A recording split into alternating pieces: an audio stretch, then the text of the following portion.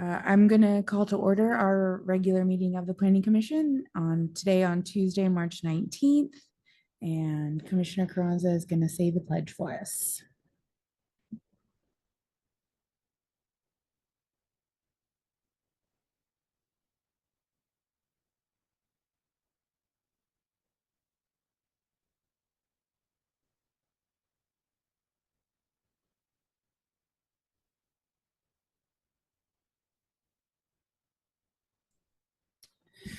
Okay, if we can get a roll call, please.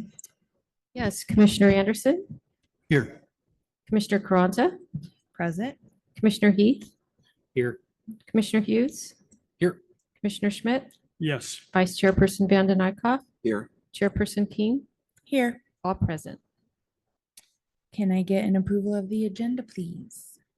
I'll make a motion to approve it. I'll second. Commissioner Schmidt, Yes. Commissioner Hughes, Yes. Commissioner Anderson, Yes. Commissioner Carranza, Yes. Commissioner Heath, Yes. Vice Chairperson Vanden Eyck, Yes. Chairperson King, Yes. motion passes 7-0. Okay, so it is time for public comment. This portion of the meeting is reserved for persons wishing to address the commission on any matter not on this agenda and over which the commission has jurisdiction. Is there anyone who would like to speak? Is there anybody online? No. Okay. We'll close public comment then. Can we get somebody to make a motion to approve the consent calendar? I'll motion. Second. So that was Hughes and Heath, correct? Yes. Okay. Commissioner Hughes, Yes. Commissioner Heath, Yes. Commissioner Anderson, Yes. Commissioner Carranza, Yes. Commissioner Schmidt, Yes. Vice Chairperson Vanden Eyck, Yes. Chairperson King, Yes. motion passes 7-0. Okay, and now we are ready for our presentation. Next party. Just kidding. It's a public hearing, so we need ex parte. Thank God I have Jeff sitting right next to me. Any ex parte, Commissioner Carranza? No ex parte. Commissioner Schmidt? I saw this with other members at the Development Review Committee 2 weeks ago. Commissioner Randy, whose name I just forgot. No ex parte. Commissioner Heath? No ex parte. Commissioner Anderson? No ex parte. Vice Chairperson Vanden Eyck? No ex parte. And no ex parte for me either. Okay, now we're ready for our presentation. Thank you. Please give me just a moment to load it up.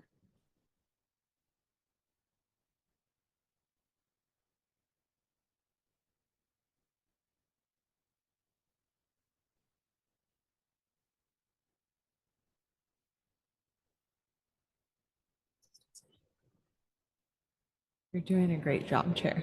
For those in the audience, we've recently switched roles of chair. So we have a chair in training that has they're doing. How long do I fabulous get job. how long do I get to be chair in training? Is there a time limit? Yeah. I just think it's a funny banter. So I had to share with the audience. Well, the humor is part of my leadership tactics. So, you know.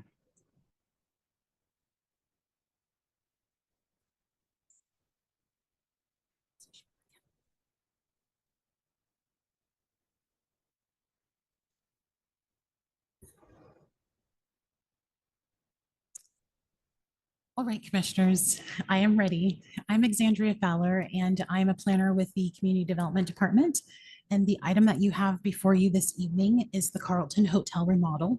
The permit number is use 24-0019. The project is located at 6005 El Camino Real, which is at the corner of El Camino and Traffic Way. The land use designation is downtown. The zoning district is downtown commercial, and the project site is approximately 0.45 acres. The existing site is comprised of a 3-story, 52-room hotel with restaurant and a combination cafe and bakery and conference space. And it was created and looks the way that it is right now since 2005. And I'll give you a little bit of history and background into the hotel. So it was originally built in 1929 as a 2-story building with commercial space on the ground floor and hotel uses on the upper floor. It was renamed to the Carlton Hotel in 1931. Between 1968 and 1987, it was actually senior housing. And then for about a decade, it remained vacant and deteriorated. It changed property ownership in 1999, and that applicant submitted a conditional use permit request to add a 3rd-story addition and to add 26 additional guest rooms on the 3rd floor. And that is the hotel that you see today. The proposal that is before you this evening is a remodel of the hotel involving modification of the exterior facade and interior uses on the 1st and 2nd floor. On the 1st floor, the proposal adds 9 guest rooms, would involve the conversion of the restaurant space into a market distillery, would convert the cafe, bakery, and lobby into a separate bar and restaurant and a separate bakery, and would also involve the conversion of a conference space into a speakeasy. The second floor modifications include the addition of 2 guest rooms, and that involves basically dividing an existing large corner suite into 2 guest rooms and then converting a fitness room that's on that 2nd floor into a guest room. And then that fitness room would be relocated down to the 1st floor. The applicant is also requesting a modification of the parking standards for this particular project, and I'll talk about that a little bit more later. Here is the proposed site plan and floor plan for the 1st floor. And let's see if my cursor is working. So I'm going to start you off with the area that's shown here in the light gray, starting from the back of the property. So this would be the alley. Here's Traffic Way to orient you, and El Camino. And so right now, as the space exists, this area right here is all restaurant, kitchen, and back of house. And as I mentioned previously, it's about 15,000 square feet in size. And so what the applicant is proposing to do is to utilize the back half of this space for guest rooms. So the first set of guest rooms would start here, which is about halfway through the Traffic Way frontage, going to the rear of the property and coming along the alley. And then the portion, the front part of traffic wrapping around to El Camino would be the proposed market distillery. And the proposed restaurant area over here continues on. The speakeasy would be located in the center of the 1st floor. Moving past the hotel lobby, which is existing and no major changes are proposed there. The cafe space right now, which is a cafe and bakery combined, would have a wall put in here so that the bakery could be standalone, utilizing the existing entrance that it has right now off of El Camino. And then the bar restaurant would have access into what is basically the cafe right now and be able to come directly into the lobby as well. Moving on to the proposed 2nd floor. Utilizing my cursor again, right here is that corner room where you can see lightly underneath that would be converted into 2 separate rooms. So right now the entrance to the suite comes in right here, and then you come into this space. And so they're proposing to have 2 separate entrances down this corridor. So one would come here and you would have a guest room on the corner, and then the other corridor would come here and you would have a guest room here. And then this is the location of the existing fitness room that would be converted into a new guest room. And it would front out onto the patio area like several other rooms on the 2nd floor currently do. So when the 3rd floor addition was originally approved in 2000, a condition was added to the conditional use permit that was authorized that requires any increase in the number of guest rooms or changes to the building elevation or frontage to be reviewed by the planning commission through a conditional use process. Additionally, in the downtown commercial zone, hotels require a conditional use permit to be approved.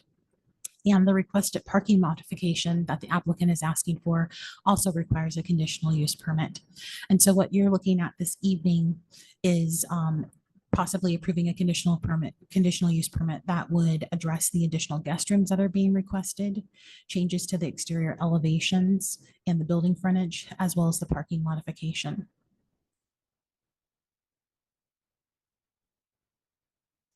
So moving on to talk about the traffic way facade changes and particularly the ground floor guest rooms.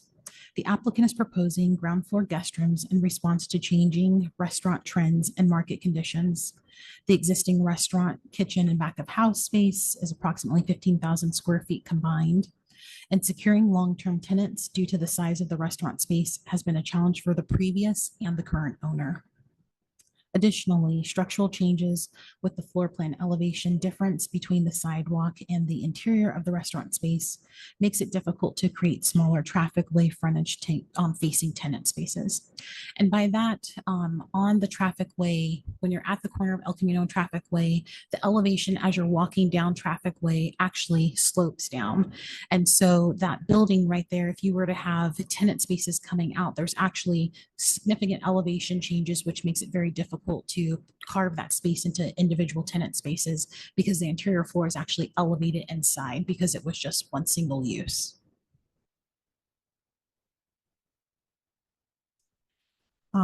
Remodeling downtown buildings provides an excellent means of maintaining and reinforcing the character and image of the community that the community desires. Renovation, when done well, can increase property values in the area and inspire other properties and owners to make similar efforts. And we have seen that already on Entrada and El Camino, where a lot of new businesses have been coming through and investing, and that makes other new businesses want to do the same. On a structure of significance like this particular one to the community in the downtown, care and effort should be taken to complete the renovation in a manner that respects the original design character of the structure in accordance with our downtown design guidelines. And with that in mind, the applicant has prepared 2 traffic way frontage ground floor design options for your consideration. Their objective was to balance the privacy needs associated with the ground floor guest rooms while maintaining active pedestrian engagement along the traffic way frontage. So the first option that they provided is basically called design option A.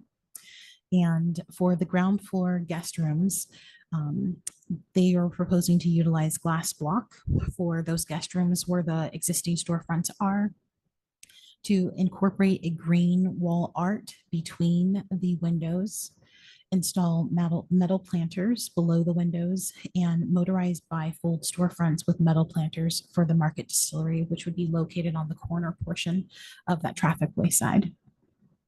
For design option B, the slight change is with the windows for the ground floor guest rooms. So in that case, they're proposing to include glass with art installations, a green wall between the windows again, metal planters below the windows, and a motorized bifold storefronts with metal planters for the Market Distillery.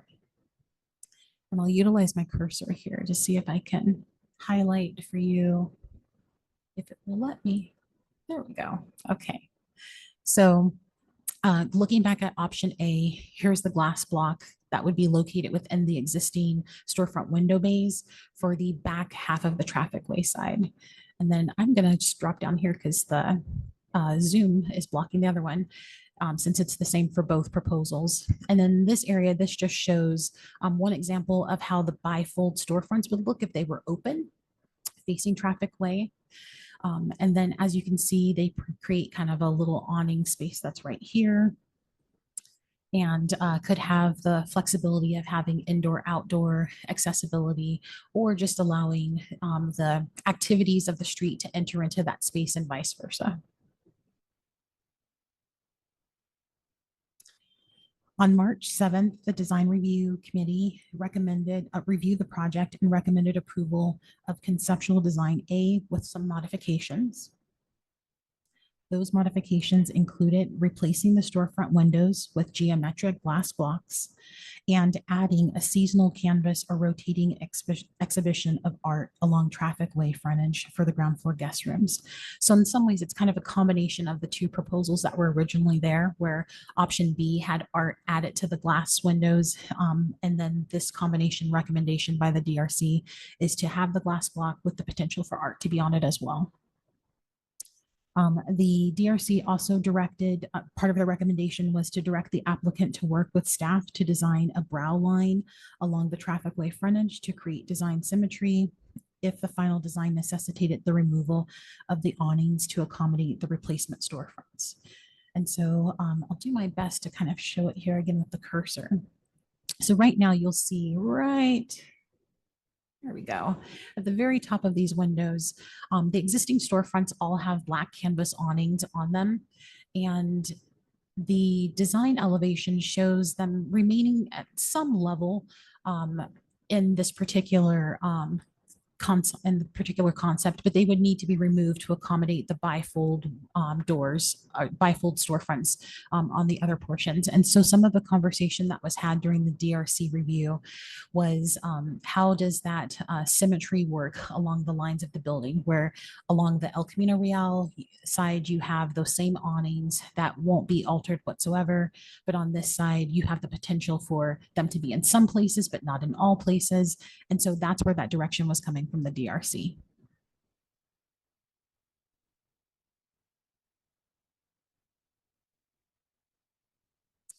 Additionally, their recommendation included allowing for the restoration of the existing projecting sign with an alternate light source consistent with the historic context, excluding, and I'll pause right there. So at the corner of Traffic and El Camino, there is a projecting neon sign that's there. And one of the things that came up in the discussion with the DRC is that that sign is not consistently lit properly. And so their recommendation was to allow the applicants to find some alternative new technology that would mimic what it looks like as if in a neon sign, but would provide something that is more stable and consistent so that it can really highlight that sign and the building.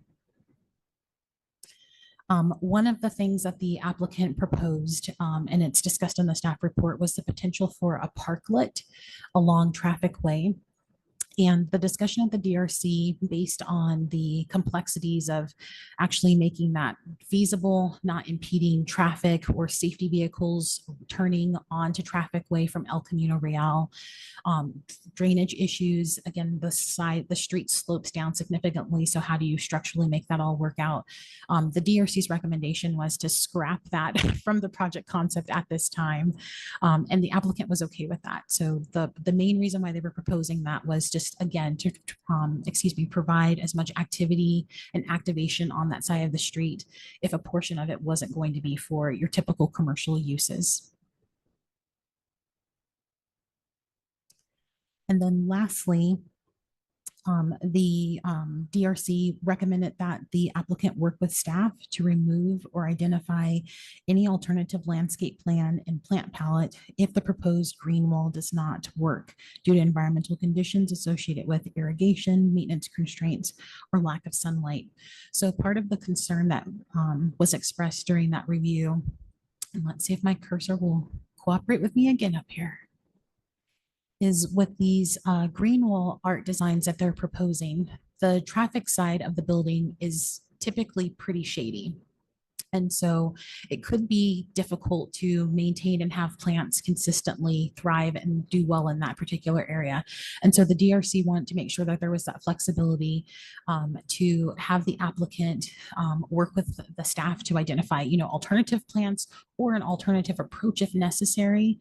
So then that way we're consistently having something that looks attractive and inviting in the area and is properly maintained. Moving on to the signage, the historic projection sign that we talked about a little bit and the roof mounted signage will remain. Any new or replaced wall, window, suspended or awning signage will be consistent with the previously approved master sign program and any applicable standards in the municipal code. The DRC recommends, as we talked about before, that the neon projecting sign be restored with an alternative light source that's consistent with the historic context. And all of this has been reflected in the conditions of approval.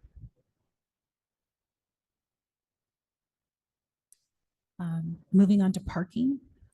Historically, parking has not been required for the hotel property.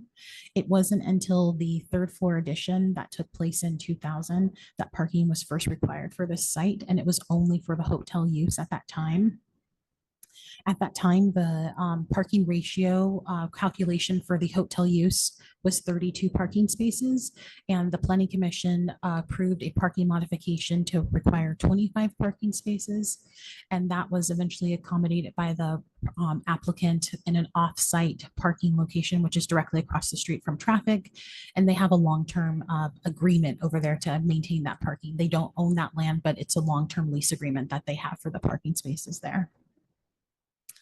The applicable parking ratio for the project as proposed now is a 1 additional parking space per guest room and 1 additional space per 10 guest rooms. So that brings us to a total of 12 additional 12 additional parking spaces would be required for the proposal as it is being requested right now. The Planning Commission can approve a parking modification with the conditional use permit when the following findings have been met.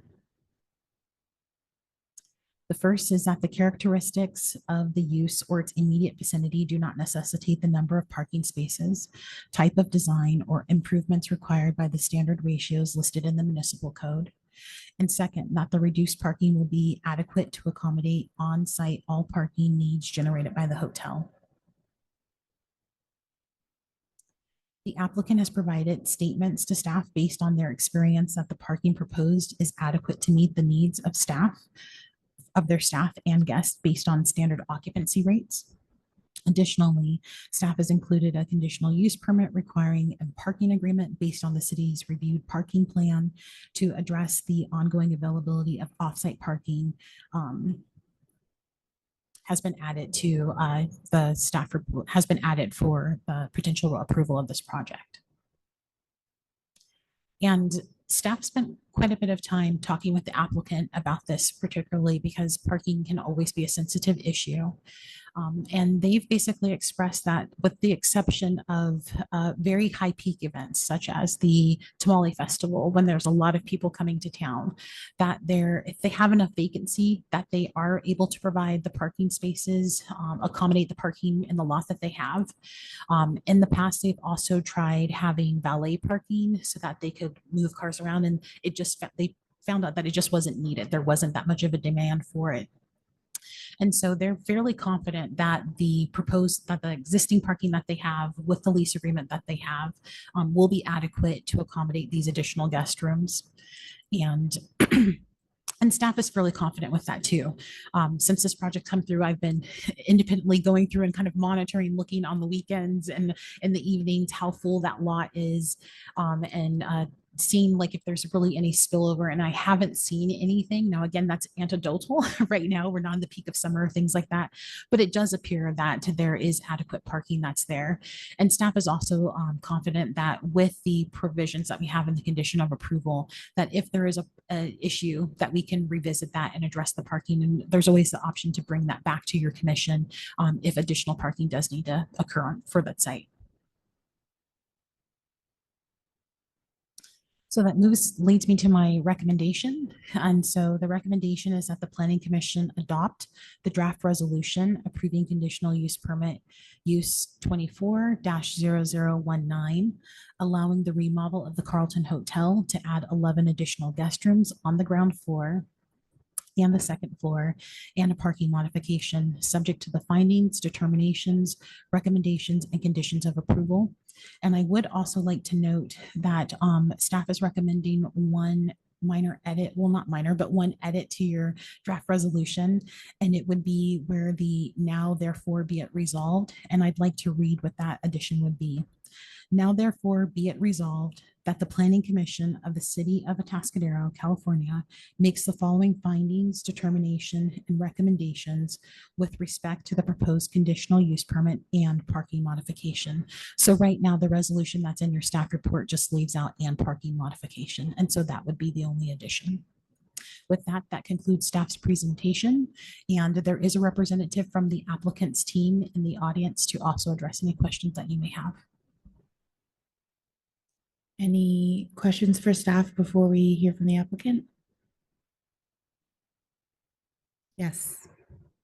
Commissioner Carranza. Okay, thanks, Chair.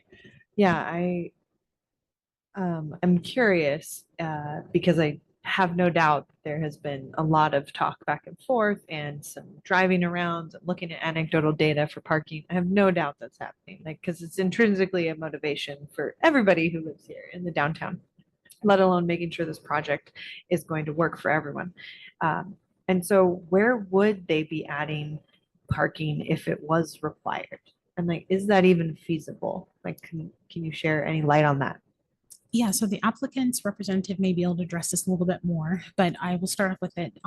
There's obviously no space on the site. The property is completely built out, edge to edge, along the property line. So there's no physical way that they could add parking to the particular site. So it would have to be an off-site location.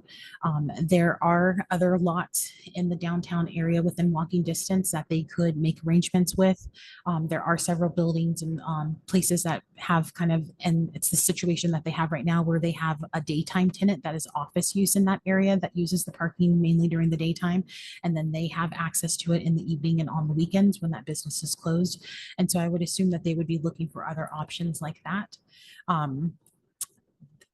The exact location of that, we haven't had that conversation, but if that is something that your commission was interested in, we could definitely explore that more with the applicant and have them include that level of detail in their parking plan of what the alternative locations could be for if additional off-site parking was necessary. And my other question to staff is around the whole biophilic design. I really appreciated looking at the different options and seeing what the DRC was coming up with, that kind of blend of the 1 and 2. And I mean, personally, I think plastic plants are little eyesores in my mind, but again, I also don't think dead plants are the better alternative. So yeah, I was just curious, like with that, is there anybody who's going to be supporting help with that to make sure that at the biggest push we can use plants that are fitting for that area, or looking even across the street at the jute and just some of the other plants that seem to do well. I mean, I definitely think this is possible, that you don't have a very glaring high sunspot, which I think is to its advantage. So. Yeah, I think our proposal would be that they be live plants. I don't think there would be a plastic plant proposal. I think that if plants did not work out for some reason, there would be a different treatment on the facade, and it wouldn't necessarily be a green wall. I think the planters will be able to maintain plants in there. And so it might be a different choice of plant that has a trellis feature, that a plant grows up rather than something that is attached to the wall or something that is hung from above, if the planter situation seems to work better. So I think our intent is live plants. They give us sort of shade and shadow that change throughout the day, and they give us a little bit of movement to maintain some of that sort of pedestrian interest along there. And then, but if they really didn't work out, we would come up with a different scenario. Commissioner Hughes. So have any of the other businesses close by gotten the chance to chime in? Because the parking could drastically affect, I mean, most of them are all right off the front of El Camino there. And it's already, I mean, you go during peak hours, it's already pretty, wouldn't say destruction derby, but it's kind of going that way. So have any of the other businesses been involved in this conversation? So all of the properties within 300-foot radius of the project site have been notified. They received 2 notifications, one for the DRC review and then one for the Planning Commission review. At DRC, we did have one member of the public show up and voice support for the project. My recollection is that he is a property owner within that area. And we've also had some calls from some of the other developers who have been interested in following along to see what's happening, because as I mentioned before, kind of that synergy of development.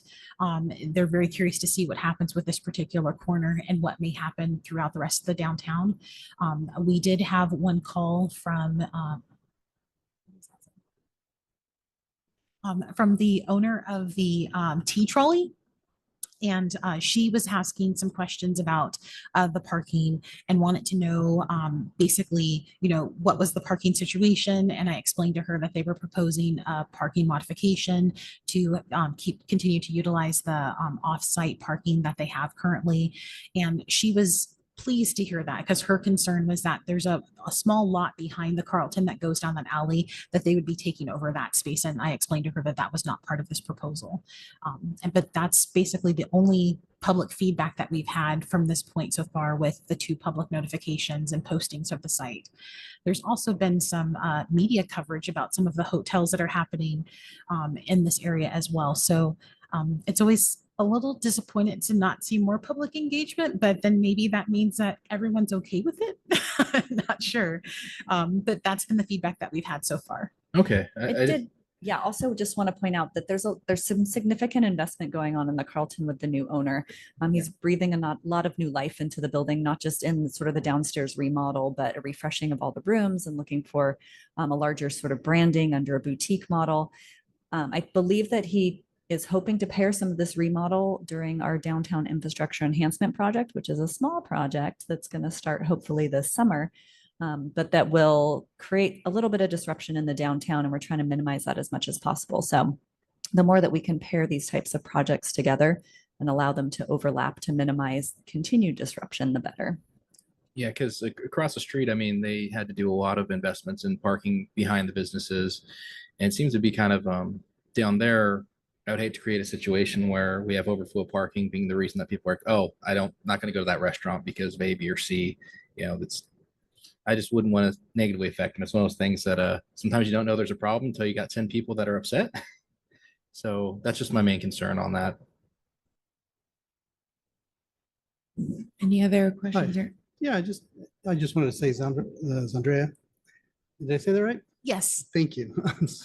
I'm nervous about mispronouncing people's names sometimes. I just wanted to say what a wonderful proposal. It was very well, presentation was done very well. Thank you so much. You can tell the staff put a lot of work into this, so thank you.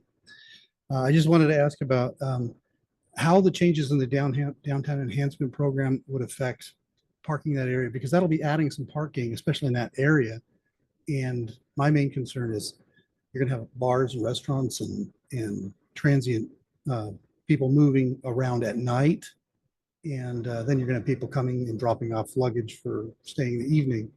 Is there going to be any traffic control in that area for people like that? I know that the valet area has been kind of taken up for parking.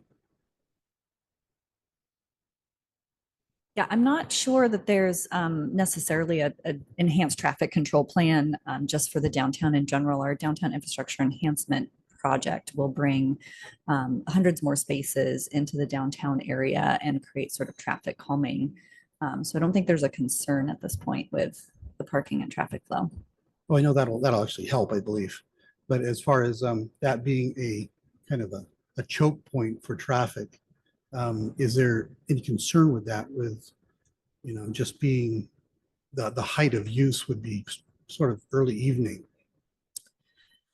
Just to expand on what Kelly was saying regarding this conversation came up a little bit when we were discussing the parklet concept on traffic, and with our public works staff talking about kind of the maneuvering and with all the other changes that will be happening. So that particular section of El Camino isn't having a lot of the traffic changes for the enhancement plan that's going on there. Those changes are happening north and south of that area because you've got the turn lane onto traffic way. And again, that area right there is pretty limited in what else you can do. It's pretty constricted. And so right now, the way that the way that guests or patrons get back and forth is there's a signaled section that you're utilizing to cross the street from traffic way where the parking is located right now to where you're at for the hotel. Beyond that, if anyone is using street parking, they may be already on that same side of the street. And so they're not navigating that area. So along traffic way going underneath the freeway bridge, there's no parking on the side of the road there. So you most likely wouldn't have anybody, any pedestrians walking that way unless it's someone coming from the residential area that's coming to the area, but they're most likely not a hotel guest. So they won't be traveling with luggage in that particular area. There's no plans to change or alter the vehicle drop-off location that is existing right now. So typically when guests are coming in for check-in, they would bring their vehicles there, unload their luggage, and then they move their vehicle over to the parking space so that it can stay there for the rest of the evening while they're enjoying the rest of the downtown or the hotel. So I hope that addresses your questions. And if not, feel free to probe me a little bit more and all. It's simply, I drive that area quite a bit and it's a little tight. Mhm. So my main concern is that, with the hustle and bustle of the evening, people go in, they have a couple drinks and they're pulling out into traffic. You're going to just see a lot of fender benders going on in that area. I do like the idea that we've got this traffic calming nature about the downtown enhancement project. So people will be traveling slower anyway. I just think it's going to be one of those things we'll have to wait and see, and hopefully we don't have too many problems down the road. But I think it's been planned out very well. I'm glad we got the parklet taken off because I thought that would be nice if we had a wider road. But thank you. Good, Commissioner. Yes, just to clarify on the parking, the alleyway or the alley street behind the Carlton, that area is not being proposed as an alternative for parking. Correct. That area is not being proposed as an Okay. alternative. Thank you. Any other questions or comments? Is the applicant here tonight? If you'd like to come up and speak, you may have to turn the microphone on. Oh, I'm also going to move over Kamal, who is the new owner of the hotel, who is joining us online as he is having some surgery tomorrow to correct an injury from skiing, I think. So he might chime in as well. That'll be great. Yeah, Kamal, I'm going to sort of act as MC for our team. I'm Tom Sprinkle. We're the architects involved with the project. Kamal has a surgery scheduled tomorrow morning. Is really disappointed he can't be here. I don't know if you guys can hear me, but I'm Kamal Patel. I'm the applicant. And apologies I can't be there in person. I have his surgery, so I'm not able to, I have to keep my leg elevated essentially ahead of my surgery tomorrow. But I really am, happy to invest in Atascadero and really appreciate the collaboration with the staff over the past few months on this project and excited to bring it to fruition. Tom Sprinkle, who's just speaking there, is there in person and been there in person for all the meetings. And unfortunately, this one, I was not able to be there in person. And Rob Polachek, our interior designer, is also available virtually, as is our construction manager, Larry Pace. And just, I know there were some questions about parking. I've worked with Jim Lewis and I took a walk actually, or not, I took a walk with Jim or with Lorelei to check out the parking situation. I have worked with, I have discussed parking with the neighbors to try to make sure there's adequate parking. And empirically, since we've had the property over the year, we haven't had issues with our guests finding parking. We were sold out on Saturday and it worked out fine. We have tried valet in the past, and I was thinking about bringing it on board, but there just isn't a demand for that. But I appreciate all the concerns and thoughts around it. And obviously want to collaborate with any issues around that. Obviously, it's my incentive to make sure that our hotel guests are able to find parking and find it safely. So just want to mention that I have been working with the surrounding businesses and discussing that with them to make sure that everybody's kind of understands what's on board and understand if there's concerns. But as of right now, we haven't seen it a demand concern with respect to finding parking spaces. I'll hand it over to Tom, who's there in person and can. But I'm available as is our interior designer and construction manager with any questions that may come about. Thank you so much. Thanks, Kamal.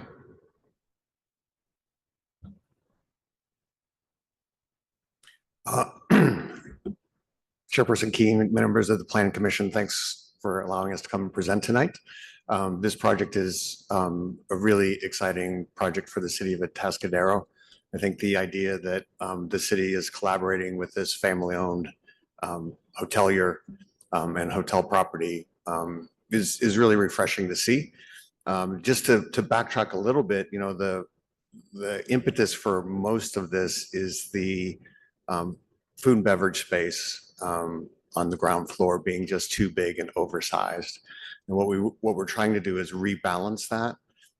Our company does a lot of hotel design work, and this this F&B program, as we call it, is way bigger than we would ever see on a 50-key hotel. So that isn't necessarily a bad thing, but Kamal and his family have been trying to lease the space since they purchased it. They've had no takers. It's just too big, and we all know how uncomfortable it is to walk into a big restaurant where, you know, there may be 20 people there, but it still feels empty, right? So I think that's part of it. I think that kind of corner has a lot of foot traffic, but maybe not enough. And then it's just is not able to sustain a restaurant of that size. So rebalancing that ground floor program is a lot of the impetus behind this. The other is to add guest room keys, which will, you know, have a lot of positive effects on the balance sheet for the hotel. I think it will also, you know, bring more people downtown, create more employment opportunities, kind of activate that corner and activate the restaurant and the retail that we're proposing there. So focus with the city. We've worked with the city for months now on that corner, keeping the activation that was there when the hotel was first built. So we've got, we can go through in detail what the uses are proposed there, but essentially it's more food and beverage outlets than what are there currently, a small market, and really kind of opening it up. So right now the glass is tinted along there. You can't really see inside during the day, only at night. We wanted to open that up. And then with the remainder spaces, add those remaining 9 guest rooms to the ground floor. And that's kind of been the driver. And we've been going through a lot of programmatic changes. We thought if we move the fitness from the second floor to the first floor, that again creates more activity there where the public is. And it gives us opportunity to put another key on the second floor and also make a bigger fitness room. And we're really thinking of it as more of a wellness center. There's a small treatment room there for spa treatments, that kind of thing. The other enhancement will be the new meeting space, more event space and community gathering space will be incorporated on the ground floor. So, you know, business groups or private, you know, birthday parties or whatever it is, there's a, you know, kind of a proposal to add enhance the meeting space that's there, but then also create this sort of internalized speakeasy space that could also be reserved for private events. I think, yeah, I think Kamal hit the parking pretty good. I think the other thing to note is, you know, restaurants and bars have typically a pretty high parking demand. And by reducing the size of the restaurant and bar space in the hotel, we're reducing that parking demand as well. You know, as Kamal said last weekend, Saturday, they were sold out. No one had any parking problems. The same thing, I understand, will happen this weekend. And they just haven't had those issues. It hasn't really been a problem. And with that, I'd like to just be available for any questions. Any questions for the applicant? Good, Commissioner Anderson. With regards to the change in the business model, are you going to be expecting an increase in staffing or a decrease in staffing? Because I know on the hotel side, we've seen the decrease in hotel staffing over the years because of the difference in type of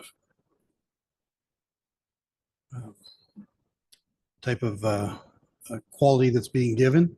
So do you have any idea of how the staff is going to be managed as far as when they come to work, where they're going to park, or is there going to be set aside parking for staff, that kind of stuff?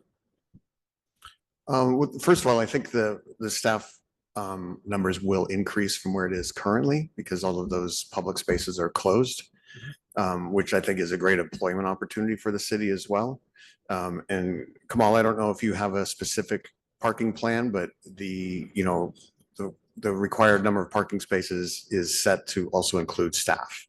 So typically those parking requirements include, employees and guests and, everyone who's coming in and out of the property.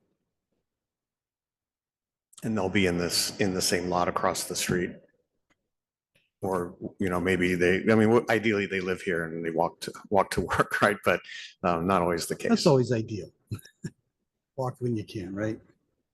Yeah, our staff typically. Public transit, I think that's also the other popular way to get to work. Our staff will park, sometimes they park in the lot, but frankly, a lot of times around the perimeter of our building, there's just spaces that are just convenient or closer. So a lot of times they'll park around the building, some of them use public transportation. We will have a little bit more staff because occupancy loads will increase, but my understanding is a long time ago when the Carlton had a big restaurant running, we probably won't have that much staff because I think they were running some fairly complex stuff when they would get to the point of utilizing all the space or for a short period of time. But our staffing needs will increase, not by a multiple, but it'll go up. But I think generally our staff, they sometimes use the lot, but a lot of times they'll just park public parking that's closer than the lot itself. Okay, thank you. I just wanted to make a little note that in Paso, they're dealing with parking of staff for the local businesses. And they ended up putting in paid parking to prevent staff from taking up all the spots in front of the shops.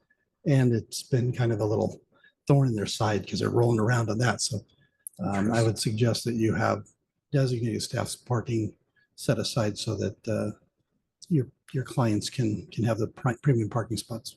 Thank you. Commissioner Heath? Yes. Question I have, do you have any projection on the number of seats for your restaurant or bar occupancy or speakeasy occupancy as far as what you're projecting for guests? Could you bring Sandra the ground floor plan up again? And then maybe Rob, you might have those more current numbers. You could maybe address the individual occupancy that we're projecting for each of those spaces.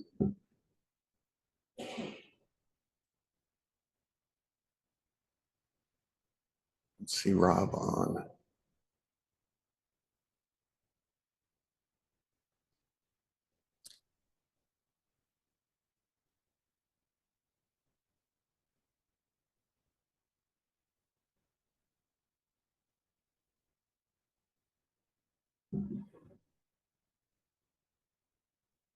Yeah, there was a ground floor plan in your presentation that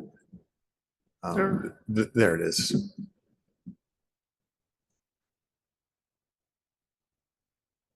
Can you let Rob into the meeting? He's online.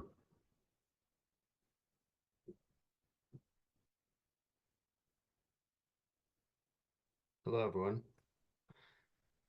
So regarding the question of occupancy, what we're doing basically is maintaining the existing occupancy per code, particularly for where the speakeasy is, which was the old gourmet restaurant. And this plan would always, maintain the occupancy load, so we're not having to deal with any kind of code issues. We're reducing the size of the bakery. I think we have like about 30 seats in the new bakery plan. This is a bit of an older plan. And then the bar restaurant, I think we have like between 30 and 40 seats as well. So we're definitely under occupancy loads for all the spaces, including the distillery.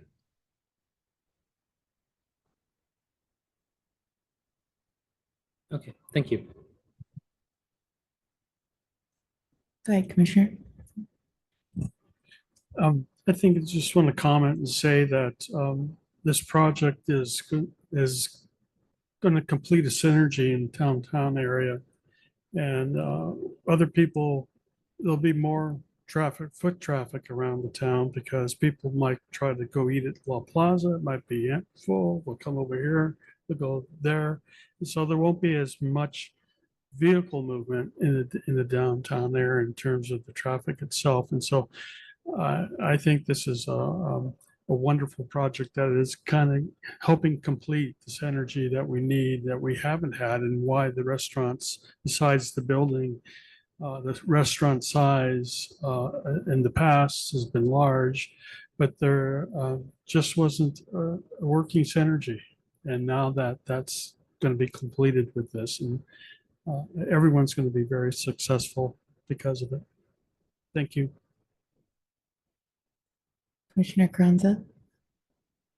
Yeah, I think that my fellow commissioner way over there, Commissioner Anderson, actually, yeah, brought up the, not that far down. I like both of your questions, but yeah, I was thinking about just this whole dynamic of like parking for who? Like I didn't think through that piece as much. And, you know, I'm even seeing some of the, in our packet, at least it wasn't on the presentation for everybody because there's lots of different things to look at, but the public market and market spaces inspiration.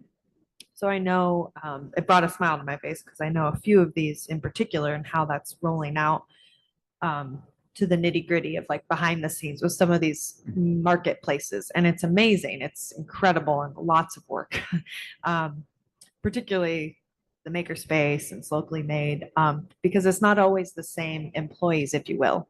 It's people are rotating, whereas Paso Market Walk is the same businesses. There might be some wine events, there might be some art events and things, but more rotation with the other two that I mentioned. So I was just curious, like if we were as a commission to consider this whole parking thing change at all from what is proposed tonight, like maybe it's a question for Mr. Patel or yourself or Robbie, but you know, is there any give to talk about that in actuality without hindering you guys in the project? Because I understand that you've thought through a lot of this. So, Well, I'm also just going to jump in a little bit as well, just as a reminder that none of the uses on the ground floor in downtown require parking.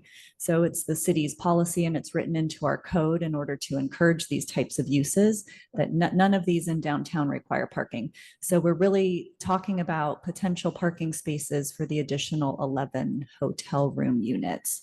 That's really the only thing that would trigger parking in this area. We hope to have a parking problem someday. We hope that we become that popular, and I think we're actually on track to do that. There is a lot of surrounding parking that people don't always see as well.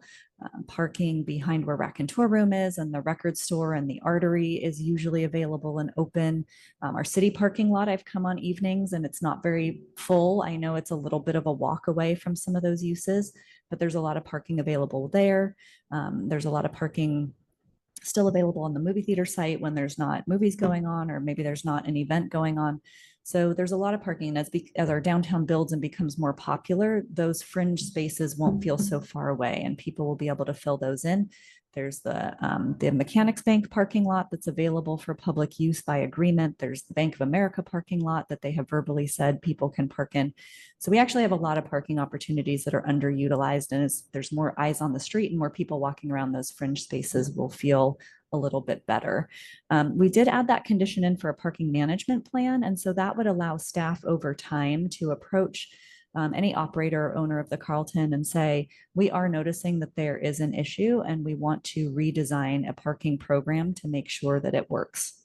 So where for the is that city. parking modification plan? Is that in the condition of approval? It is a condition of approval. And so that allows us, Which number? because it's a condition on the CUP, that would give us some level of authority to come to the Carlton and say, we're noticing this issue either with employees or with overnight guests or something of that nature, and we need to work together to figure out a solution.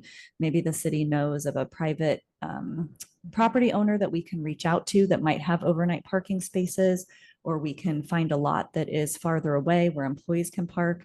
And if we can't work that out, then it is a condition on the use permit, so we can come back in a public setting and discuss what those options might be if we can't facilitate a solution through that method. So We do believe that through that condition, we have the ability into the future to sort of manage and make sure that the parking situation can be handled and allow for that vibrancy and not maybe run into some of those Paso issues where it's mostly employees parking in the prime Yeah. parking spaces. Could you go to the conditions of approval and just show us that? Because I've read through them, but I must have not seen those 3 words.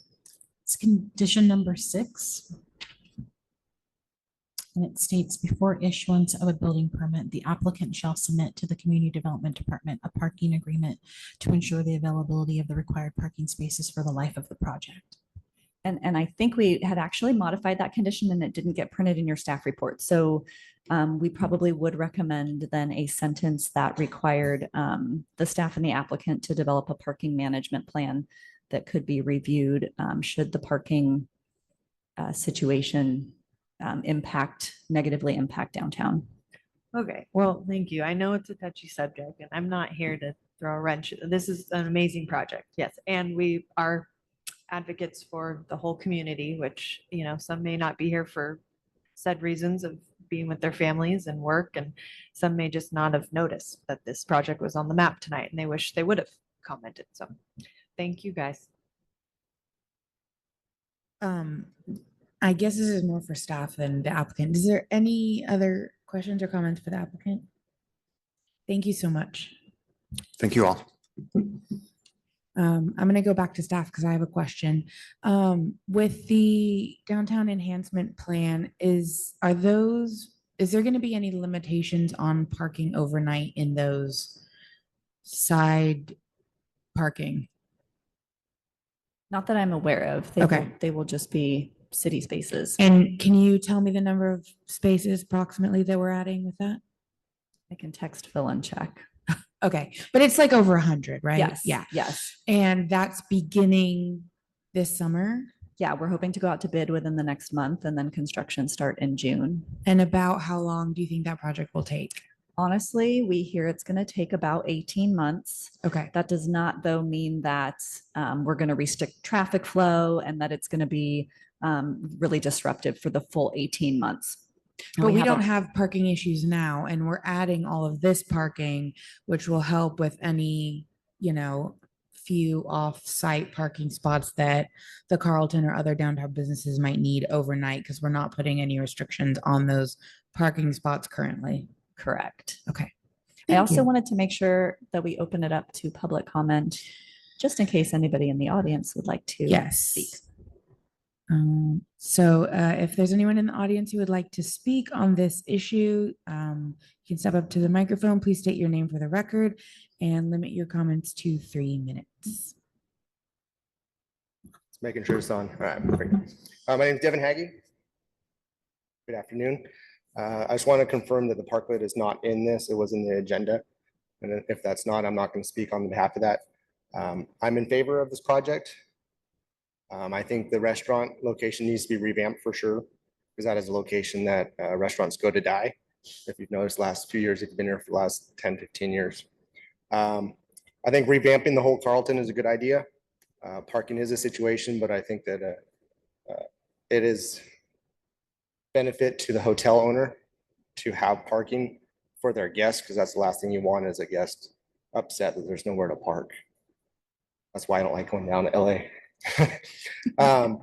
I'm all supportive of it. And the only thing I do want to bring up to you guys is the tight turn turning from El Camino to Traffic Way. If you're pulling a trailer or anything like that, you will knock over those planters. That's why I'd be against the parklet in that situation. But thank you for your time. Thank you. Any other public comment? Okay, I will close public comment and bring it back to the commissioners for discussion. Yes, Vice Chair Vanden Eyck. Thank you. Just a clarification for the comment, parklets out, so you don't have to worry about that. I do have quite a bit of history with this building and also the frontage, since I actually designed all the street improvements around the Carlton, so I know how narrow it is because I made it that way. Sorry. I am very much in favor of the project. Now, my personal opinion is that the rooms will generate less traffic as far as parking requirements than that gigantic restaurant that was there. Of course,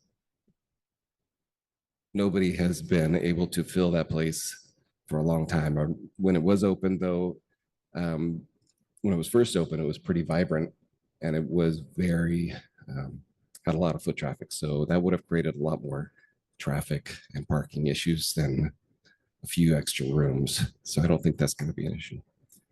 And I think that overall, the layout that they've brought, I think is going to really improve and create some more synergy in the downtown area. And I'm pretty excited about things that are happening down there. So that's my comments. Yes, Commissioner Schmidt. If there are no other comments, I'd like to make a motion. Commissioner I have Anderson, one I think, has a comment. comment. I normally agree with everything Kelly says, but when she says she would like to see us busy enough to have a parking problem, I want to be busy without the parking problems. Let's go for Agreed. that. Thank you. Maybe electric bikes will get us there. There you go.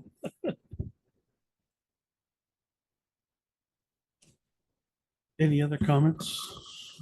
What? You were looking that way. You know, Commissioner Carranza has got to get another comment in. Well, thank you.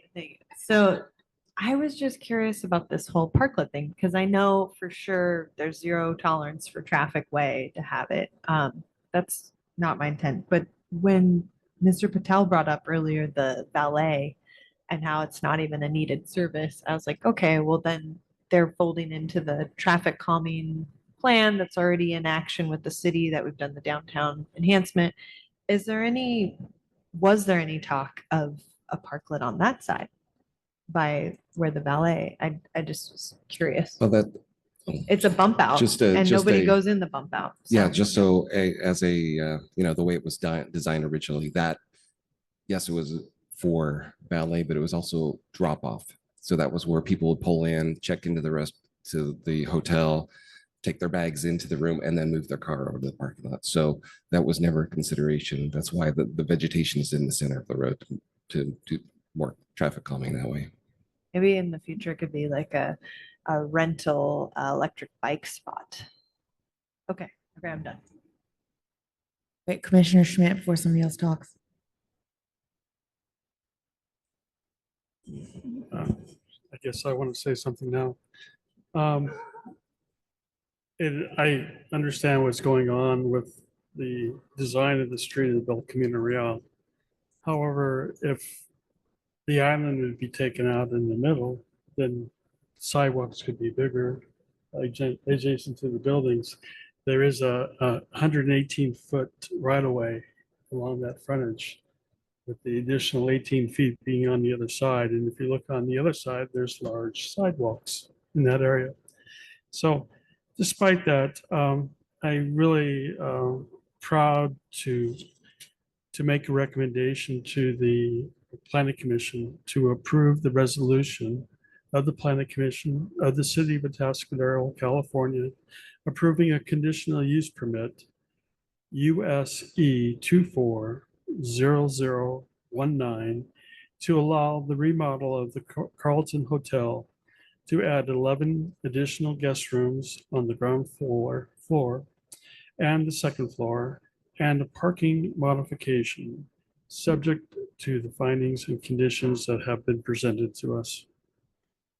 Would you like though to include that develop a parking management plan if necessary? Yes, and to include that additional language, but we were told it's already in the report. It actually needs to just be modified a little bit for specificity. So I think we talked about adding a sentence under condition 6 that would require staff and the applicant to develop a parking management plan that would address any parking needs for the project. That would also be revisited if needed to be, if the parking became a negative effect on Yes, other we can add that businesses. language in. And then I also wanted to make sure we just got on record modifying that portion of the resolution to not just say findings for a conditional use permit, but findings for conditional use permit and parking modification that we discussed earlier on. So changed. Thank you.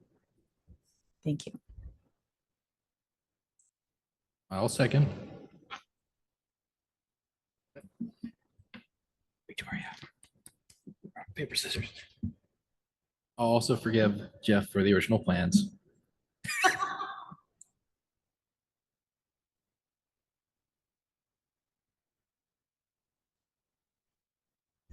Okay, Commissioner Schmidt, Yes. Commissioner Hughes, Yes. Commissioner Anderson, Yes. Commissioner Carranza, Yes. Commissioner Heath, Yes. Vice Chairperson Vanden Eyck, Yes. Chairperson Keen, Yes. motion passes 7-0. Good luck with your project. We very much look forward to it.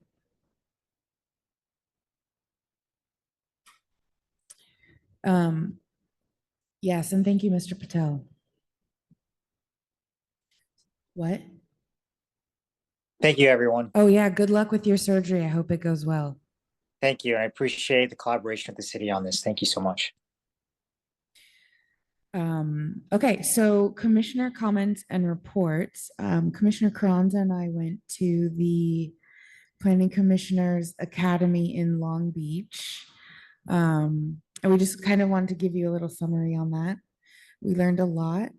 A lot of what we learned is that we're doing a lot of things right in our planning commission and that we're pretty awesome. No, like Kelly and I got stuck listening to this gentleman from Cupertino and it was terrifying. Like it was terrifying. We also met with some other cities that were sort of similar to ours and that sort of rural, kind of around our population. And we thought like it would be really fun to sort of talk with them a little bit more because the issues that we have are not very similar to, you know, the Bay Area or the LA area. It's a totally different animal. But we also learned about CEQA and how to run a meeting, which I don't know if y'all can tell, but I already rock at, so I aced that one. How to get along with staff, like what goes on behind the scenes, which is also really great because they sort of went over it and I had Kelly sitting next to me. And what's great about our city staff is that y'all can go to them anytime you want. Like you can schedule a meeting, you can ask questions, which it sounds like not every planning commission has. So like I said, we learned a lot, but a lot of what we learned is that we are incredibly lucky. We're doing a lot of things right and we're awesome. Anything to add, Commissioner Carranza?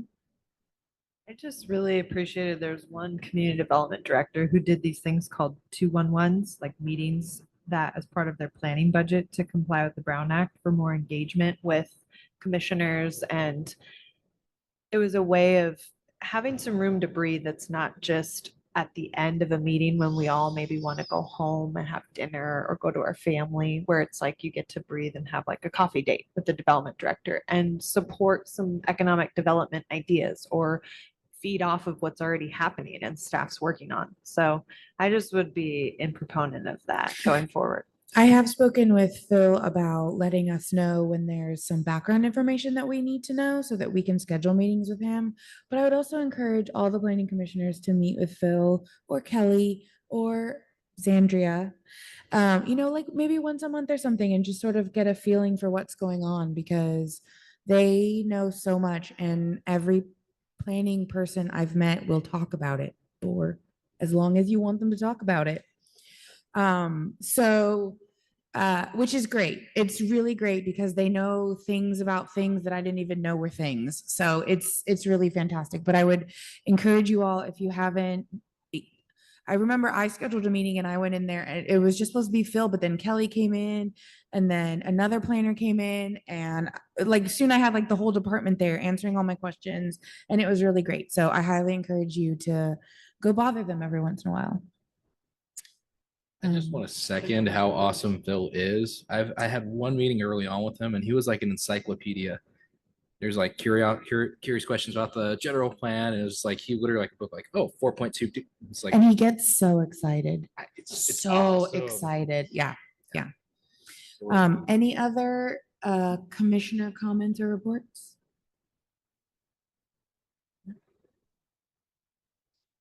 We have no director, but is there a stand-in director's report? There is. We have, I think, a smaller subdivision project coming to you at your next hearing. It's a pretty small subdivision project, but it's a little bit unique because they're utilizing one of the new state laws. So we will be discussing that at the next Planning Commission hearing. I know we keep promising it, but for sure, we are trying to make the April 16th date for our objective design standards. We are working on getting our graphics really dialed in and a couple checklists so that you can see how it's actually going to work with the public and with developers. And so that might be a little bit of a heavy meeting. We'll have some additional snacks available probably for you, and make sure that you guys can make it through. It's a lot of content to get through, but we will help you along with that. And we're also having our general plan update meeting at City Council next Tuesday. So they will be reviewing the draft preferred alternative map. So this is the map. It's not the final decision, but this is the map where we start doing all of the things. So it's the proposed redefined zoning and general plan designations for the city. We're changing a lot of our general plan designations into place types. They're all very different from what they are today, to get a better feel and vision for what we want certain parts of the city to be. So I would highly encourage anybody who wants to attend that city council meeting. You'll hear a lot of comment from the public. There's been a lot of people interested in what's going to happen with their particular property, and then what's going to happen overall with how El Camino is going to look, what kind of heights we're going to be at. And that's a little bit farther detail, but it does feed into the vision that the council will be reviewing next Tuesday. That'll be virtual and in person if you can attend in either one of those ways and listen to what the council and public has to say about that. Dennis, did you have a question? Will that map be published before next Tuesday? So I believe that the staff report will be published tomorrow, and the map will be part of that staff report. If I don't know what resolutions it's at in the agenda packet. If something needs to be at higher resolution, we'll check it out tomorrow, and we'll probably post it on our general plan update website in a little bit higher resolution so that you can really zoom into areas of the city. Okay, thank you. And I think that is a good amount of information to leave you with. Fantastic. Then I'm not asking, I'm just adjourning. I'm adjourning this meeting, and our next regular meeting will be on April 2nd, 2024. We'll see you all back here.